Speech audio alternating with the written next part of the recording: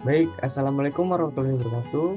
Yang terhormat kepada dosen pengampu mata kuliah studi kelayakan bisnis, Bapak Eko Susanto. Kami di sini kelompok 9 ingin mempresentasikan materi tentang menghitung biaya modal atau cost of capital dari perencanaan proyek perusahaan. Berikut anggota kelompoknya, ada saya sendiri, Samar Rumbi Zulfikri, dan teman saya, Dava Nafisa Salwa. Pembahasannya ada dua, yaitu yang pertama menghitung biaya modal atau cost of capital, dan yang kedua yaitu capital budgeting proyek. Apa itu biaya modal? Biaya modal adalah biaya yang harus dikeluarkan oleh perusahaan untuk memperoleh dana yang diperlukan untuk membiayai suatu proyek. Biaya ini merupakan tingkat pengembalian minimum yang diharapkan oleh investor atas investasi mereka di perusahaan. Dengan kata lain, biaya modal adalah harga yang harus dibayar perusahaan untuk menggunakan modal. Kemudian ada pentingnya biaya modal. Yang pertama, evaluasi proyek, yaitu biaya modal menjadi patokan untuk mengevaluasi apakah suatu proyek layak atau tidak. Jika tingkat pengembalian yang diharapkan dari suatu proyek lebih tinggi dari biaya modal, maka proyek tersebut dianggap layak. Yang kedua, pengembalian keputusan investasi, yaitu biaya modal membantu perusahaan dalam membuat keputusan investasi yang lebih baik. Perusahaan akan cenderung memilih proyek yang memiliki tingkat pengembalian yang lebih tinggi dari biaya modal. Kemudian struktur modal. Biaya modal juga mempengaruhi struktur modal perusahaan, yaitu proporsi antara utang dan ekuitas dalam pendanaan perusahaan. Kemudian ada komponen biaya modal. Yang pertama, biaya utang, merupakan biaya yang harus dibayar perusahaan kepada kreditur atas pinjaman yang diperoleh. Biasanya dihitung berdasarkan tingkat bunga yang tercantum dalam perjanjian pinjaman. Karena adanya manfaat pajak atas utang, biaya utang setelah pajak biasanya lebih rendah dari biaya utang sebelum pajak. Kemudian yang kedua itu biaya ekuitas, merupakan tingkat pengembalian yang diharapkan oleh pemegang saham atas investasi mereka. Lebih sulit dihitung dibandingkan biaya utang karena tidak ada harga pasar yang jelas untuk ekuitas. Salah satu metode yang umum digunakan untuk menghitung biaya ekuitas adalah Capital Asset Pricing Model atau CAPM.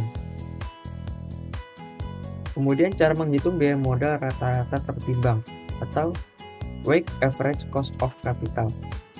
WACC merupakan rata-rata tertimbang dari biaya utang atas biaya ekuitas dengan bobot masing-masing komponen sesuai dengan proporsi utang dan ekuitas dalam struktur modal perusahaan. Rumus WACC sebagai berikut, yang dimana WACC adalah Weighted Average of Cost of Capital, E adalah nilai pasar ekuitas, P adalah total nilai perusahaan, RE adalah biaya ekuitas, D adalah nilai pasar uang, RD adalah biaya utang, dan TC adalah tingkat pajak perusahaan. Kemudian selanjutnya akan dijelaskan oleh teman saya. Selanjutnya ada capital budgeting proyek. Capital budgeting adalah proses yang digunakan oleh perusahaan untuk merencanakan dan mengevaluasi investasi jangka panjang, seperti proyek atau aset yang membutuhkan pengeluaran modal besar. Tujuan utama dari capital budgeting ini adalah untuk menentukan apakah proyek atau investasi yang diusulkan layak atau tidak, dengan mengukur potensi keuntungan yang dapat dihasilkan dibanding dengan biaya yang dikeluarkan.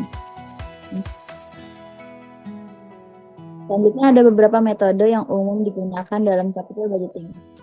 Yang pertama ada net present value atau NPV, yang kedua ada internal rate of return atau IRR, yang ketiga ada payback period, yang keempat ada profitability index, yang terakhir ada modified internal rate of return dan IRR. Next. Selanjutnya ada net present value, ini mengukur selisih antara nilai sekarang dari aliran kas masuk yang diharapkan nilai sekarang dari aliran kas yang keluar. Metode ini umum digunakan karena lebih mempertimbangkan nilai waktu. Berikut ada rumusnya. Dengan keterangan CFT adalah arus kas bersih pada tahun ke tahun. R adalah tingkat diskonto atau biaya modal, T adalah periode waktu, C0 adalah investasi awal. Yang kedua ada internal rate of return, adalah tingkat pengembalian diskonto yang membuat nilai sekarang dari aliran kas masuk sama dengan nilai sekarang dari biaya investasi awal. Dalam kata lain, IRR adalah tingkat suku bunga yang membuat NPV proyek menjadi 0.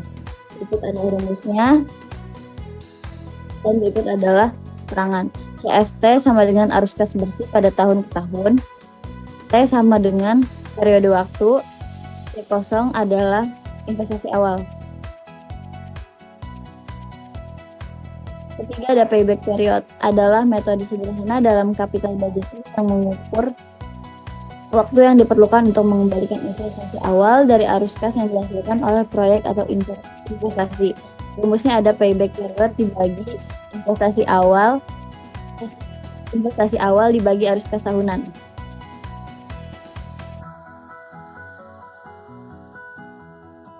Selanjutnya itu profitability index, adalah metode dalam capital budgeting yang digunakan untuk mengevaluasi kelayakan suatu proyek investasi.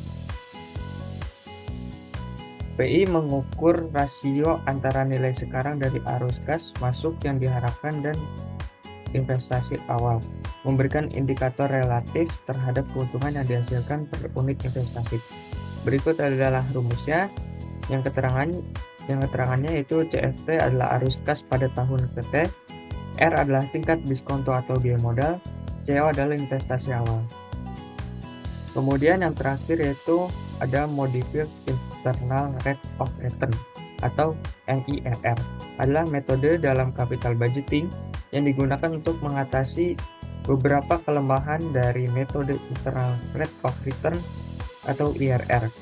MIRR memperhitungkan biaya modal atau cost of capital dan tingkat pengembalian investasi uang atau reinvestment rate yang lebih realistis dibandingkan asumsi IRR. Berikut rumusnya. Yang keterangannya, FP adalah nilai masa depan dari arus kas masuk yang dihitung menggunakan tingkat reinvestasi. PV adalah nilai sekarang dari arus kas keluar yang dihitung menggunakan tingkat biaya modal. T adalah jumlah periode proyek. Sekian presentasi dari kami kelompok 9. Kurang lebihnya mohon maaf. Wassalamualaikum warahmatullahi wabarakatuh.